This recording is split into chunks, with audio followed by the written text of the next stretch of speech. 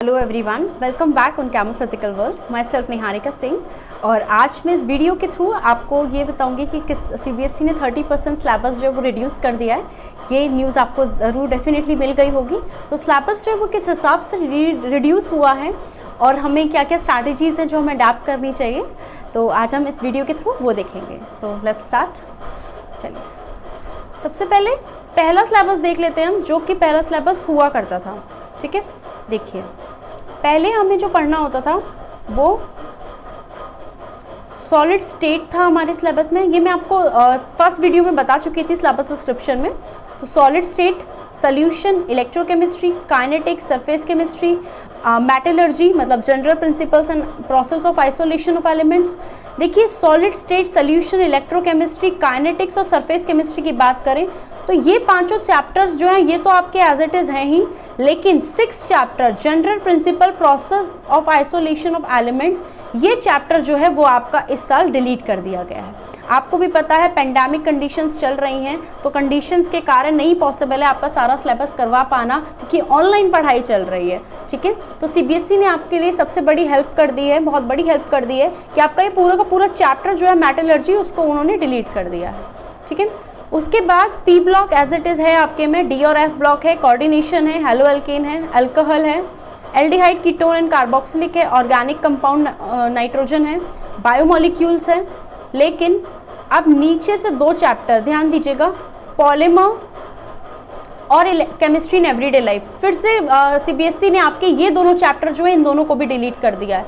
तो अगर हम बात करें तो कायदे से हमारे 3 चैप्टर्स जो हैं वो हट चुके हैं। पहला मेटलर्जी, क्या general principles and process of isolation of elements, उसके बाद पॉलीमर्स को हटा दिया गया है, and at last chemistry in everyday life, उसको डिलीट कर दिया गया है। तो ओवरऑल जो अब हमारे पास बचा हुआ है वो क्या है ये देख लेते हैं। देखिए अब जो आपको पढ़ने हैं ना वो कौन से चैप्टर्स पढ़ने, ये आपका फाइनल सिलेबस है, रिवाइज सिलेबस है, फाइनल सिलेबस जो आपको पढ़ना है। अब आपको बेटा सॉलिड स्टेट पढ़ना है, ध्यान दीजिए।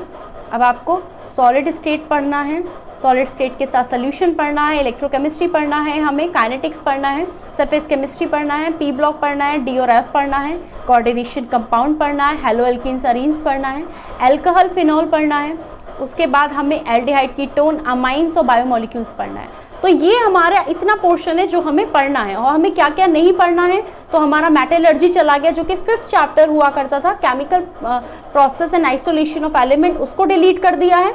उसके साथ साथ पॉलीमर्स को डिलीट कर दिया है, एंड एट लास्ट जो चैप्टर डिलीट हुआ है वो chemistry in everyday life delete हुआ है। वैसे तो ये 3 चैप्टर हेल्प करते थे स्कोर करने में, क्योंकि तीनों थियोरेटिकल चैप्टर रहते थे, लेकिन फिर भी कम पढ़ना तो पड़ता ही था, तो उन 3 चैप्टर्स को हटा के एक हेल्प ज़रूर हुई है हमारी। अब इसके बाद ये जो चैप्टर्स आपके बचे हैं, ये जो 14 चैप्टर्स बचे हैं, सीबीएसई ने इन 14 चैप्टर्स में भी आपकी हेल्प की है। इन 14 चैप्टर्स ने भी सीबीएसई ने क्या किया है, मोटा मोटा जो एक ज़्यादा टाइम टेकन पोर्शन हुआ करता था वो टाइम टेकन पोर्शन सीबीएसई ने हटा दिया है। तो इन चैप्टर्स में से भी सीबीएसई ने क्या किया है, बहुत सारा पोर्शन जो है वो डिलीट कर दिया है। अब हम वो देख लेते हैं कि कितना पोर्शन है जो कि सीबीएसई ने क्या कर दिया है, इन चैप्टर्स में से डिलीट कर दिया है। चलिए 1 सेकेंड।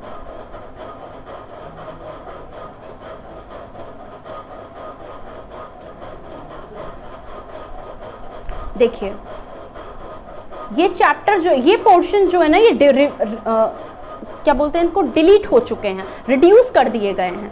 देखिए सॉलिड स्टेट की बात करें तो सॉलिड स्टेट में सिर्फ आपको डिफेक्ट से पहले का पोर्शन पढ़ना है। ध्यान दीजिएगा, आपको डिफेक्ट से पहले का पोर्शन पढ़ना है, मतलब इलेक्ट्रिकल और मैग्नेटिक प्रॉपर्टीज हटा दी गई हैं, बैंड थ्योरी ऑफ मेटल हटा दिया गया है, कंडक्टर्स हटा दिया गया है, semiconductors, insulator, N and P type semiconductors. Solid state में से ये पोर्शन हटाने की जो वजह हो सकती है, जो मैं पर्सनली फील करती हूँ, वो यही है कि ये पोर्शन आप लोग फिजिक्स में से पढ़ के आ रहे हैं, और नहीं भी पढ़ के आ रहे हैं तो फिजिक्स में इस बार आप पढ़ लेंगे। तो वो केमिस्ट्री और फिजिक्स दोनों में हो रहा था, तो केमिस्ट्री से उसको हटा दिया गया, और फिजिक्स में तो वो रहता ही है, इंपॉर्टेंट पार्ट है आई गेस वो फिजिक्स का। तो केमिस्ट्री के सॉलिड स्टेट से ये पोर्शन हटा दिया है, तो चैप्टर आपका आधा तो नहीं कहूँगी, लेकिन हाँ एक बहुत मोटा पोर्शन है जो कि हट चुका है। तो जल्दी हो सकेगा सॉलिड स्टेट हमारा, जो कि करीबन 4 मार्क्स कंटेन करता था सॉलिड स्टेट, 4 से 5 मार्क्स। कई दफ़ा एक लॉन्ग क्वेश्चन भी इससे पूछ लिया जाता था। वहीं बात करें हम सॉल्यूशन की, तो सोल्यूशन से बेटा अब नॉर्मल मॉलिक्यूलर मास और वांट ऑफ फैक्टर हटा दिया है। ये थोड़ा कॉम्प्लेक्स पोर्शन रहता था, इसके न्यूमेरिकल जो थे थोड़े कंफ्यूजिंग और थोड़ा घुमा देते थे, तो वो पोर्शन हटाकर solution chapter I believe so कि वो बहुत इजी हो गया है। सॉल्यूशन चैप्टर का अब जो न्यूमेरिक पोर्शन बचेगा वो कॉलिगेटिव प्रॉपर्टी तक हमें करना होगा, जो कि बहुत आसान है कंपैरेटिवली अगर अब एबनॉर्मल और मॉलिक्यूलर मास होता। तो सॉल्यूशन चैप्टर आपका फिजिकल और न्यूमेरिकल चैप्टर तो डेफिनेटली है, लेकिन न्यूमेरिकल के साथ साथ एक बहुत ही स्कोरिंग चैप्टर भी हो गया है, क्योंकि न्यूमेरिकल बहुत इजी हो जाएंगे अब इसके वांट ऑफ के हटने के बाद, अब नॉर्मल मॉलिक्यूलर मास के हटने के बाद। ठीक है, वही हम इलेक्ट्रोकेमिस्ट्री की बात करें तो वहां से बेटा बैटरी का पोर्शन पूरा हट गया है। बैटरी के पहले तक का पोर्शन हमें पढ़ना है, बैटरी के बाद का सारा पोर्शन हट गया है। उसमें lead accumulator, batteries, fuel cells, corrosion, और उसके साथ साथ उन्होंने ड्राई सेल, इलेक्ट्रोलाइटिक सेल और गैल्वेनिक सेल। बेटा इलेक्ट्रोकेमिस्ट्री जो कि बहुत बड़ा चैप्टर होता था, 5 नंबर के क्वेश्चन के आने की संभावना इससे भी रहती थी, यहाँ से इन्होंने ये वाला पोर्शन भी हटाकर बहुत ही मोटा पोर्शन इससे हटा दिया। तो इलेक्ट्रोकेमिस्ट्री आसान भी होने वाला है और थोड़ा हल्का भी होने वाला है, तो आई गेस हम लोग उसे जल्दी कर सकेंगे। काइनेटिक्स की बात करें तो काइनेटिक्स में कोलिजन थ्योरी हटा दी गई है और आरएनएस इक्वेशन हटा दी गई है। क्वेश्चन इससे बनता था आरएनएस से, कई दफ़ा एक्टिवेशन एनर्जी से क्वेश्चन बनता था, तो इस बार उसको हटा दिया गया है। सरफेस केमिस्ट्री में इमल्शंस हटा दिए गए हैं और कैटलिस्ट हटा दिया गया है। कैटलिस्ट जो कि सबसे बड़ा टॉपिक होता था सरफेस केमिस्ट्री का, वो पोर्शन वहाँ से हटा दिया गया है। ठीक है, वहीं हमने बात की मेटलर्जी की, ये बात तो मैं आपको बोल ही चुकी हूँ कि बेटा पूरी की पूरी यूनिट जो है वो हटा दी गई है। ठीक है, पी ब्लॉक एलिमेंट्स की बात करें, पी ब्लॉक एलिमेंट जो कि सबसे बड़ा चैप्टर होता था, 8 नंबर का ये चैप्टर आता था, तो वहाँ आपके का बहुत सारा पोर्शन है हटा दिया है। जैसे फॉस्फीन हुआ, उसका प्रॉपर्टीज प्रिपरेशन, सल्फ्यूरिक एसिड का प्रॉपर्टीज प्रिपरेशन, उसका इंडस्ट्रियल प्रोडक्शन, उसके बाद स्ट्रक्चर्स जो हैं वो हटा दिए गए हैं नाइट्रोजन के, फॉस्फोरस की एलोट्रोपिक फॉर्म्स हटा दी गई हैं।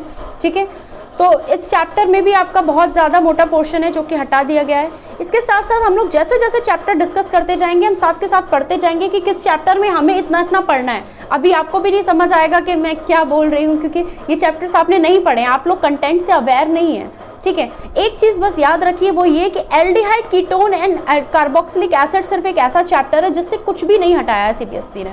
तो ये चीज़ हम लोगों को याद रखनी है कि aldehyde, ketone and carboxylic acid एक इकलौता ऐसा चैप्टर है जिससे सीबीएसई ने कुछ भी रिड्यूस नहीं किया है। मतलब वो चैप्टर हमें, वो यूनिट हमें पूरी पढ़नी है। इस यूनिट से 5 नंबर से भी क्वेश्चन आता है, 3 नंबर में से भी क्वेश्चन आता है, कई दफ़ा 2 नंबर में भी क्वेश्चन आ जाता है। बहुत बड़ी यूनिट है, और जैसा कि ये माना जा रहा था कि ऑर्गेनिक से जो सीबीएसई है वो इतना नहीं रिड्यूस करेंगे, तो वही हुआ है।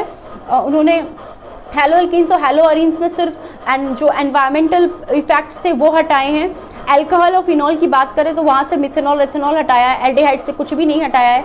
अमाइन से उन्होंने डाइजोनियम सॉल्ट ज़रूर हटाया है। तो ऑर्गेनिक से बहुत कम पोर्शन है जो कि रिड्यूस हुआ है, क्योंकि ऑर्गेनिक बहुत इंपॉर्टेंट एरिया कवर करती है। उसके बाद बस आज ये इतना ही सिलेबस है जो कि हमारा क्या हो चुका है, डिलीट हो चुका है। हम जैसे जैसे चैप्टर पढ़ते जाएंगे हम वैसे वैसे ये देखते जाएंगे हमें हर चैप्टर में से कितना पढ़ना है और कितना जो पोर्शन है वो डिलीट कर दिया गया जो हमें इस साल नहीं पढ़ना है। ठीक है, अब देखिए मैं आपको पीडीएफ शेयर कर दूंगी, 2 पीडीएफ आपको मिलेंगी। एक पीडीएफ जो ये वाला मिलेगा ये डिलीटेड सिलेबस के नाम से मिलेगा, इसमें होगा डिलीटेड पोर्शन जो कि डिलीट हो चुका है, आपको 11th 12th दोनों का मिलेगा। उसके साथ साथ दूसरा पीडीएफ जो होगा वो आपको रिवाइज सिलेबस के नाम से मिलेगा। बेटा रिवाइज सिलेबस में आपका फाइनल सिलेबस होगा।